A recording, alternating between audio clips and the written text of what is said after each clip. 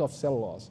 And again, the opportunity is we can put together, the cane that we have been developing in the breeding together with this kind of technology.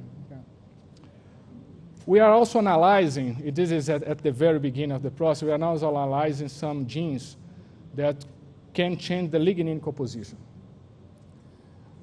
And by change the lignin composition, we mean change the lignin to be more soluble.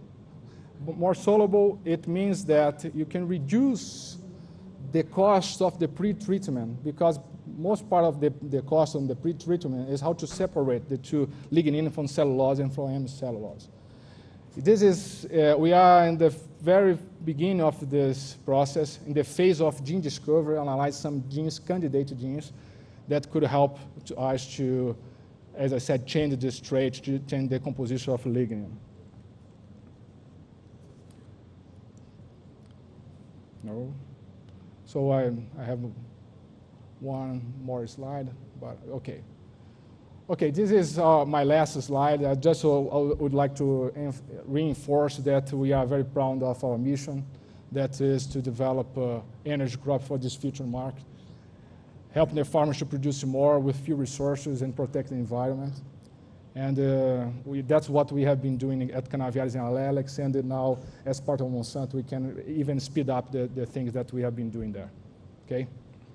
Thank you.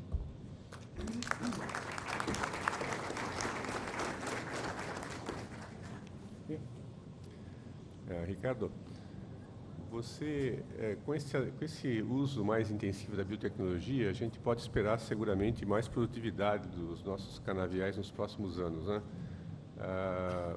Hoje você teria condição de fazer uma previsão de quanto mais nós conseguimos tirar de produtividade na mesma área através de biotecnologia nos próximos 10 anos ou 20 anos? Você tem uma estimativa? Okay. Bom, se eu falo em português, a ideia é a seguinte: de variedades convencionais,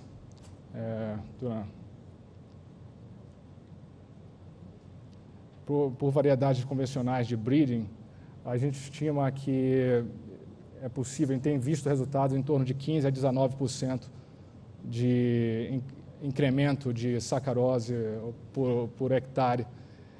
E aí, quando eu falo sacarose por hectare, não a sacarose exatamente no como, mas a quantidade de produtividade total. Então, como eu falei, em regiões que não são tradicionais de cana-de-açúcar, existe uma possibilidade muito maior, porque você, desenvolvendo variedades localmente, você pode realmente alterar substancialmente o resultado. No caso de energy cane ou fiber cane, os resultados que a gente tem visto é que a gente pode, em alguns casos, talvez triplicar o valor de biomassa. Porque uma coisa interessante é que quando você faz breeding de cana-de-açúcar, existe uma competição do carbono, que a fotossíntese, durante a fotossíntese, do carbono que vai para o açúcar e do carbono que vai para a celulose. Então, cana-de-açúcar tem uma capacidade fenomenal de gerar biomassa.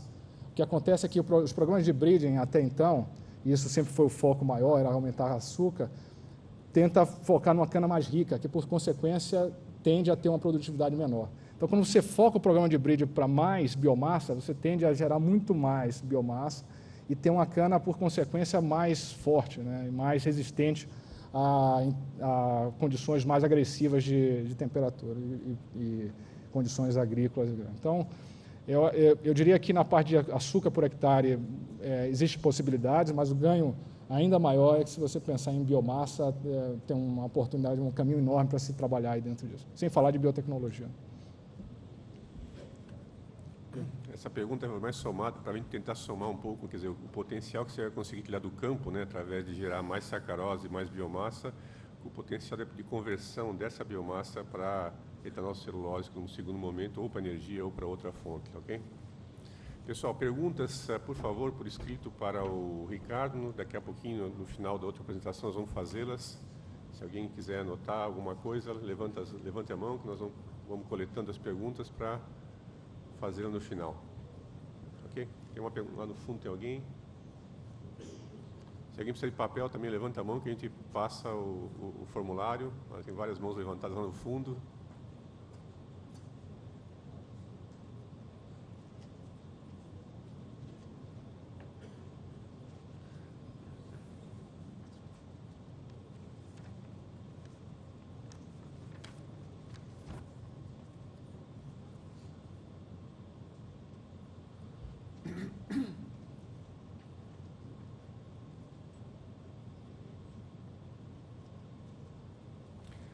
Ok, enquanto recolhemos as duas perguntas, vamos para o nosso último palestrante, que é o Dobson, representando a BP. Todos conhecem que a BP é uma das maiores empresas de energia do mundo, com atuação em mais de 100 países e tem no seu portfólio negócios que focalizam também em áreas emergentes como energia eólica, energia solar, biocombustíveis, etc. Né?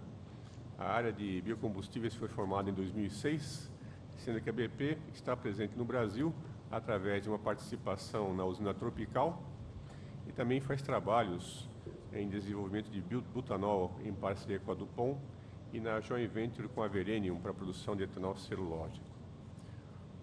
O Ian, que é o nosso palestrante de hoje, ele chefia a área de tecnologia, estratégia e assuntos regulatórios da BP. Foi criada em 2006 a área de biocombustíveis e é líder mundial no mercado de biocombustíveis, trabalhando com mistura, com produção e pesquisa, além de desenvolvimento tecnológico. Desde o início da sua atuação, o Ian tem sido responsável pelo desenvolvimento de relações de tecnologia estratégica e implementando tecnologias necessárias para entregar desenvolvimento sustentável de biocombustíveis. Desde que ele deixou a Universidade de Leeds em 85, o Dr. Ian tem participado em diversos projetos de pesquisa e gestão da BP e também na empresa Innovent. Ele trabalhou na liderança dos negócios da BP relacionados ao etanol, influenciando em diversas questões ambientais e comerciais antes de se tornar o gerente geral de tecnologia de produtos químicos. Com vocês, o Ian Dobson.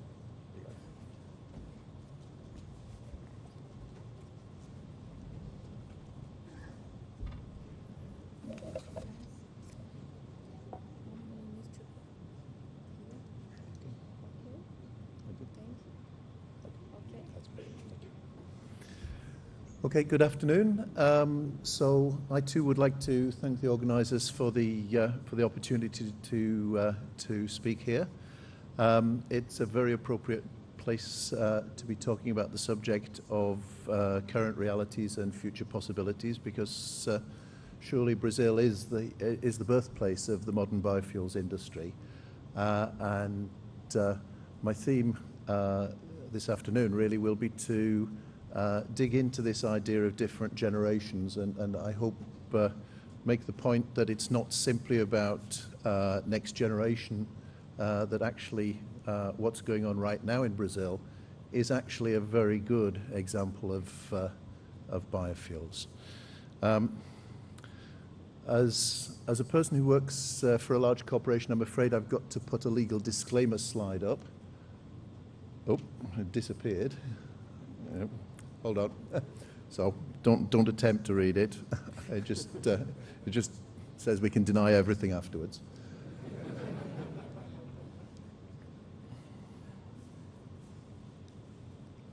We're having a little bit of difficulty with this. Is there somewhere to point it? Yeah. That's the wrong slide. Sorry about this. There we go.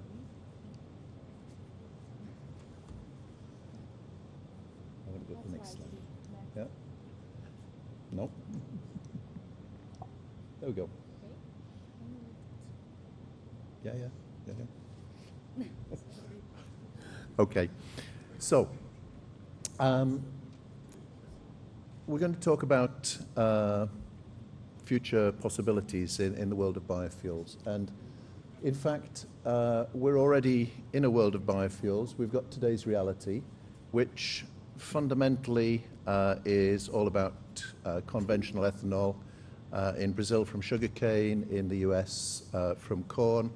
There are some other biofuels around Europe, notably working with various forms of biodiesel, but there are some challenges around the biodiesel side of the equation, and I think realistically at the present time the solutions are actually gasoline-oriented solutions. There are two ways to go from where we are now to some future possibility. One is to look at different feedstocks with different feedstock properties and profiles. And the other is to make a different product, to make something other than ethanol. Of course, they're not mutually exclusive. Both of those routes can be combined, and indeed, in BP, we're working on both of those routes towards the future, and I'll talk more about both of those as we go through the presentation. But there's a third factor as well that I think is very important, and that's to bear in mind the whole business of sustainability and some of the opportunities that are out there for us actually have the additional advantage of helping us to improve on the sustainability of the biofuels that we're making. So, what would be the ideal biofuel? Well, there's a whole shopping list of properties that you can go after. Some of them are to do with sustainability, so better profiles in greenhouse gases, for example, lower water usage. Some of them are to do with the performance of the fuel itself, and I'm going to say quite a lot about that in a moment when I get on to talking about butanol. Economics is important, of course, and we also, very importantly, need to bear in mind that there is a whole fuel value chain out there. In Brazil, we have a very special position because biofuels have been here for a long time, and the fuel value chain in Brazil has adapted itself to an ethanol biofuel model. Some of the things that you can do here in Brazil with ethanol simply can't be done in other parts of the world. So I'll also be introducing the idea of what we call the blend wall. This is particularly important in the US situation, where you have an infrastructure which is geared around gasoline. It's got some ethanol in that infrastructure system, but when you reach a certain limit, round about 10% of ethanol in the gasoline pool in the US, then you start to run into various difficulties with the vehicle park and also with the distribution infrastructure. And so as we look at future biofuels, future options and possibilities, we also have to remember that there's an awful lot of investment out there, and you can't just change overnight. So given the pace of some of the things that are being mandated, it's very, very important that what's done is compatible with existing infrastructure systems. So I'd like to take a look at some of the properties of different biofuels. First of all, if we consider gasoline, gasoline itself, not a biofuel, of course, but good fuel properties. It's it's extremely versatile in what a refinery can do. It's got great energy density. It obviously fits with existing fleets because they were built for gasoline, and therefore it can be used in 100% concentration, no infrastructure system problems because the infrastructure is designed for gasoline. If we look at ethanol,